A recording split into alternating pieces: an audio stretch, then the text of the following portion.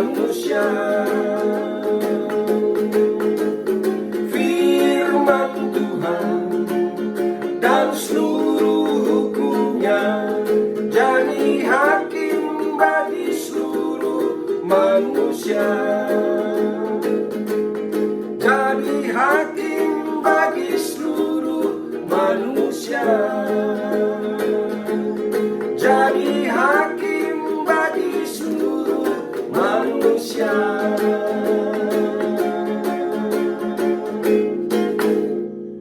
Puji nama Tuhan. Biar pujian tadi menjadi berkat bagi kita sekalian. Saudara yang dikasih Tuhan, bersyukur kepada Tuhan hari ini kembali Tuhan boleh mempertemukan kita lewat sapaan renungan firman Tuhan yang sebentar saya percaya akan memberkati kita sekalian. Ingat yang belum subscribe, silakan subscribe pada akun Api Injil Ministry untuk mendukung pelayanan ini sehingga kami lebih semangat untuk terus melayani Tuhan lewat pujian, lewat firman Tuhan yang akan terus memberkati kita sekalian. Puji nama Tuhan. Hari ini kita akan mendengar renungan firman Tuhan dengan satu tema, firman itu adalah hakim seluruh umat manusia. Yang sebentar kita akan dengar firman Tuhan lewat Pastor Yopi Hatu yang akan memberkati kita sekalian. Silakan Pastor. Saudaraku yang dikasihi oleh Tuhan, firman Tuhan di dalam Yohanes 1 berkata begini. Pada mulanya adalah firman. Firman itu bersama-sama dengan Allah dan firman itu adalah Allah. Ia pada mulanya bersama-sama dengan Allah, ya. Segala sesuatu dijadikan oleh Dia dan tanpa Dia tidak ada suatu pun yang telah jadi dari segala yang telah dijadikan. Dalam Dia ada hidup dan hidup itu adalah terang manusia. Itulah firman Tuhan yang boleh kita pelajari bersama. Saudara-saudara yang dikasihi oleh Tuhan, Allah itu adalah roh. Namun Allah yang roh itu dapat berbicara. Dan setiap pernyataannya, ucapannya itu yang disebut firman. Perkataan yang keluar dari mulut Allah itu, itulah yang disebut firman.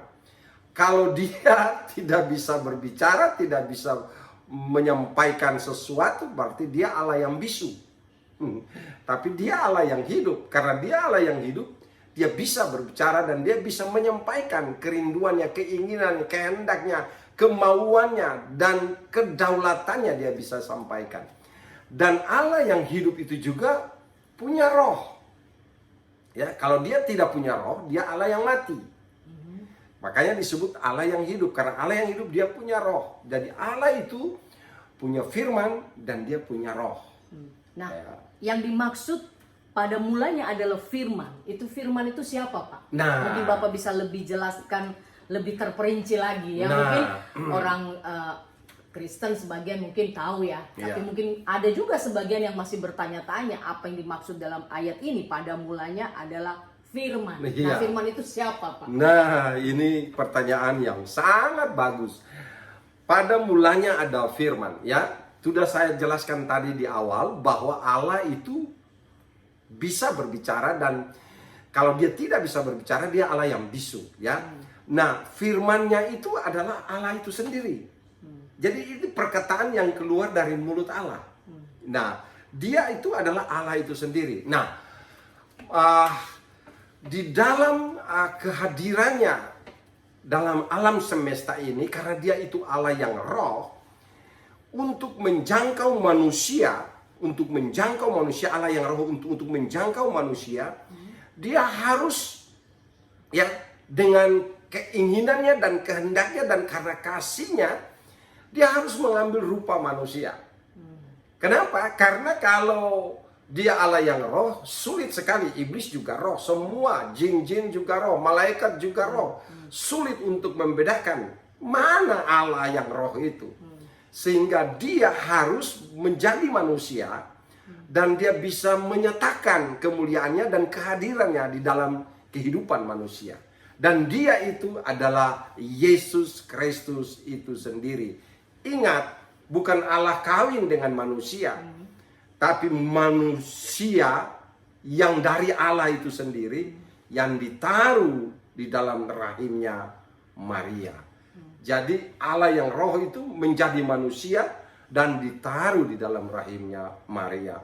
Dan dia hadir sebagai manusia di dalam dunia. Dan dia itulah Yesus Kristus itu. Pertanyaan berikutnya, bagaimana orang bisa mengenal pribadi Yesus itu? Bagaimana tahap-tahapnya? Nah, ini hal dan pertanyaan yang bagus. Bagaimana tahapan orang mengenal Kristus Yesus? Yang pertama, orang itu harus mengakui akan kehadiran Allah dalam dirinya. Jadi kalau dia tidak mau percaya adanya Allah, ya susah. Kan ada juga orang ateis yang gak percaya Allah. Jadi dia harus mengakui ada kehadiran Allah dan dalam alam semesta ini dan juga dalam diri Allah. Itu dasar sekali. Dan dia juga harus tahu dan mengerti kenapa bahwa Allah Sang Maha Kuasa itu harus datang dalam wujud manusia. Supaya apa? Dia bisa berinteraksi dengan manusia. Kalau enggak, ya tadi saya katakan dari semula bahwa Allah itu roh. Semua malaikat roh, jin roh, dan setan juga roh begitu. Jadi untuk itu dia harus datang dalam wujud manusia. Dan dia harus membuktikan bahwa dia itu Allah yang jadi manusia. Dalam kemuliaannya sebagai manusia.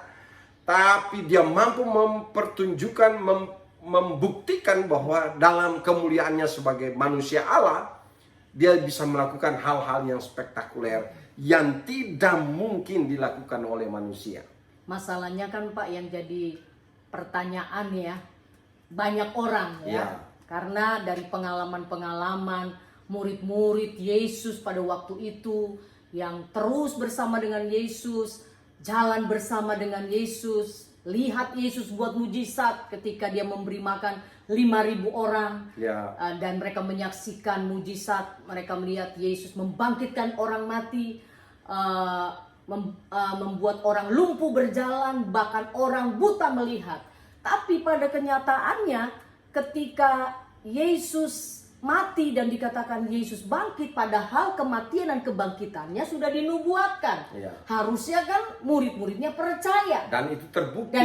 Dan banyak saksi. Asito salah satu murid yang bernama Thomas pun tidak percaya ketika dikatakan Yesus bangkit. Jadi agak sulit gitu ya untuk menerangkan secara manusia ini kan. Kita nih kan hidup tidak di zamannya waktu Yesus ada di dunia ini. Yang hanya kita percaya dengan iman saja bahwa ini bukan cuma cerita dongengan, tapi ini memang firman yang menjadi manusia dan firman itu bersama-sama dengan kita. Dan kita harus merasakan firman itu menjadi bagian dalam hidup kita. Nah sementara kejadian yang para murid ini seperti itu. Sebelum aku cucukkan tanganku, dia tidak percaya Pak. Nah bagaimana Bapak meyakinkan orang-orang kita ini yang tidak pernah menyaksikan secara kasat mata manusia ketika Yesus hadir pada waktu itu. Nah itu hal yang baik ya. Dari satu sisi kita bisa berkata Thomas ini orang kurang percaya. Dan orang yang memang hidup pakai rasio saja ya kan. Karena kalau rasio nggak mungkin lah orang udah mati. Ketika orang mati itu semua sarafnya mati, semua unsur-unsur tubuhnya rusak ya. Tapi kan apalagi itu 4 hari. Tapi kan tentang kematian dan kebangkitan kan sudah dinubuatkan lama Pak. Dan itu kan sering juga Tuhan Yesus ingatkan kepada para murid kan. Pada hari ketiga aku akan bangkit. Itu kan bukan perkataan yang belum pernah mereka dengar. Mereka sudah pernah dengar Yesus bicara, tapi kenapa mereka Thomas sampai seperti itu punya sikap? Nah, itu hal yang wajar sebagai manusia. Lazarus itu kan 4 hari mati dalam kubur. Secara wajar itu semua unsur rusak dalam tubuhnya. Yesus juga 3 hari di dalam kubur. Secara hukum alam rusak seluruh unsur yang ada dalam tubuhnya. Tetapi karena dia adalah manusia Allah, yang dalam diri dia ada Allah, maka dia bangkit dari kemanusiaannya itu menjadi Allah yang luar biasa dengan kekuatan yang dari Allah itu sendiri. Dari kekuatan yang dari Allah itu sendiri. Allah mau tidak bisa menguasai. Tidak bisa. Jadi Roh Kudus itu menguasai seluruh keberadaannya sehingga dia bangkit. Jadi Roh itu yang membangkitkan Kristus dari dalam kubur. Dan wajar saja si Thomas nggak percaya karena pertama ya memang kalau bisa lihat dari sisi negatif ya dia kurang percaya. Tapi bukti Yesus izinkan itu terjadi supaya dia oh iya benar. Dia setelah menunjukkan tangan pada jarinya pada tangan yang berlubang dan lambung yang berlubang, dia baru percaya. Dan Yesus berkata, berbahagialah orang yang tidak melihat namun percaya, yang tidak melihat namun percaya. Jadi kita ini masuk pada fase yang tidak melihat namun percaya. Nah itu kan kalau Thomas tadi berbahagia karena dia melihat langsung dan percaya. Nah bagi kita yang tidak melihat kejadian itu, peristiwa itu, lebih berbahagia ya Pak ya. Karena dikatakan berbahagialah engkau yang tidak melihat namun percaya. Itu plusnya, waduh, luar biasa. Ada dua hal yang menjadi pijakan kita untuk percaya. Yang pertama, bahwa peristiwa ini terjadi dan ada sejarahnya, ada saksi-saksinya. Itu pijakan secara akal. Tetapi dengan iman kita juga masuk dalam dimensi keyakinan bahwa peristiwa itu memang terjadi. Jadi sengaja Allah izinkan itu terjadi supaya kita yang mestinya celaka binasa, kita memperoleh kepastian hidup yang kekal. Puji Tuhan, luar biasa. Ya, saya percaya firman Tuhan yang telah kita dengar tadi luar biasa memberkati kita sekalian. Bagaimana peristiwa tentang firman yang menjadi manusia itu, wah luar biasa. Dia mengalahkan maut, ya.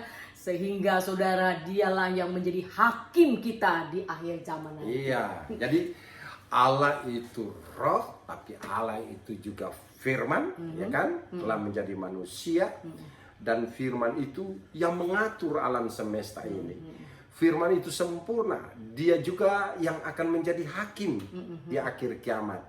Jadi dicoba baca yang tadi dibilang Yohanes 12 ayat 4. Wah, dia bilang, dikatakan begini. Barang siapa menolak aku. Nah, saudara perhatikan baik-baik. Ayat ini luar biasa. Jadi ada orang percaya dan tidak percaya ya. Nah, ini ayat buat mereka. Masalahnya Pak, ada juga yang sudah masuk mungkin kategori orang yang percaya tapi bimbang. Iya, bimbang. Ya, bimbang. Banyak yang bimbang ini kan. Banyak yang bimbang. Lebih baik orang yang sama sekali Alkitab bilang panas atau dingin. Iya. Jadi nggak bisa setengah-setengah. Iya. Ya kalau dia percaya sungguh-sungguh. Iya. Kalau tidak ya sama sekali lah kamu. Iya. Tidak sama sekali. Tapi Alkitab bilang Yohanes 12 ayat 48 berkata begini. Barang siapa menolak aku dan tidak menerima. Nah ini perkataan yang pertama menolak Yesus. Dan yang kedua dikatakan tidak menerima firmannya, perkataannya. Ini dia perkataannya. Dianggap itu omong kosong, dianggap itu cerita dongengan, gitu kan. Tapi yang luar biasa dikatakan di sini, ia sudah ada hakimnya. Makanya begini. Dia sudah ada hakim. Dia nggak mau percaya Yesus Tuhan. Yesus mati dan bangkit, dia nggak mau percaya, silahkan saja. Tapi bagi orang ini sudah ada Hakimnya apa? Firman. Firman itu siapa? Allah sendiri. Yang jadi manusia di dalam Yesus Kristus. Makanya Yesus berani katakan buat semua orang, tidak ada seorang sampai kepada Bapa jika tidak melalui aku. Anda mau percaya Tuhan Yesus atau tidak percaya, silahkan saja. Tetap dia Tuhan. Jadi Tuhannya itu sebetulnya tidak butuh pengakuan kita. Ada orang kan diakui baru, oh iya betul. Tapi ini kan diakui atau tidak diakui, dia tetap Tuhan. Tidak berkurang ketuhanannya. Tidak berkurang. Mau percaya dia mati dan bangkit atau tidak itu terserah. Tapi yang jelas dia mati dan dia bangkit. Nah, dia mati dan dia bangkit. Anda mau percaya tidak percaya silahkan saja. Tapi yang jelas firman itu Firman yang dari semulanya, pada mulanya adalah firman itu. Firman itulah yang akan menghakimi seluruh umat manusia. Jadi percaya Yesus itu Tuhan atau tidak Tuhan, Yesus mati atau tidak mati, silahkan saja. Tapi yang jelas, Yesus sang firman itu, firman yang hidup itu, dia akan jadi hakim. Iya. Dia akan, nah saudara, perhatikan baik-baik. Ketika Allah yang sempurna itu menciptakan alam semesta ini, maka semua ciptaannya itu sempurna. Dan ketika dia menciptakan alam semesta ini sempurna, di dalamnya juga dia taruh hukum-hukumnya, aturan-aturannya untuk mengatur semua pergerakan yang ada di dalam tata surya ini. Sehingga sempurna. Jadi ada agama, tidak ada agama, nggak ada urusan. Karena Tuhan sempurna, dia menaruh hukumnya dalam diri manusia. Dan dia menaruh Roh Kudus dalam diri setiap umat manusia untuk ingatkan akan semua hukum-hukum yang dia telah lakukan dalam hidup setiap manusia. Sehingga Yesus bilang, you mau percaya gua atau tidak percaya, yang jelas tidak ada seorang sampai kepada Bapa jika tidak melalui aku, Yesus Kristus Tuhan.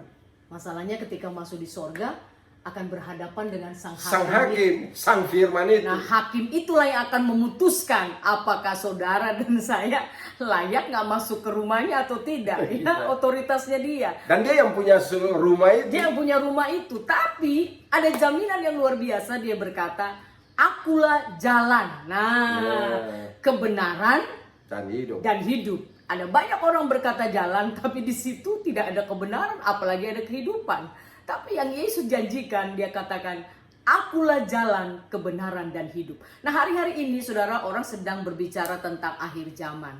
Karena situasi dunia yang semakin tidak menentu ini, ya ada banyak agama-agama, kepercayaan-kepercayaan orang berkata bahwa bukan cuma orang Kristen saja loh, Pak Yopi yang berkata ini akhir zaman. Bahkan orang-orang di luar Kristen juga berkata ini udah akhir zaman. Nah, yang jadi pertanyaan ketika kita menghadapi akhir zaman itu, dikatakan dalam ayat yang tadi, saudara, dikatakan firman yang telah kukatakan itulah yang akan menjadi hakimnya pada akhir zaman.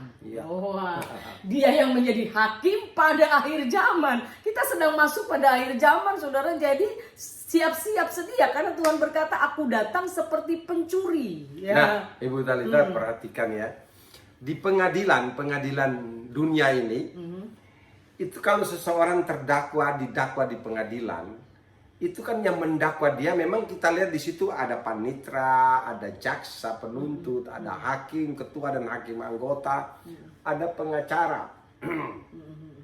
Oke?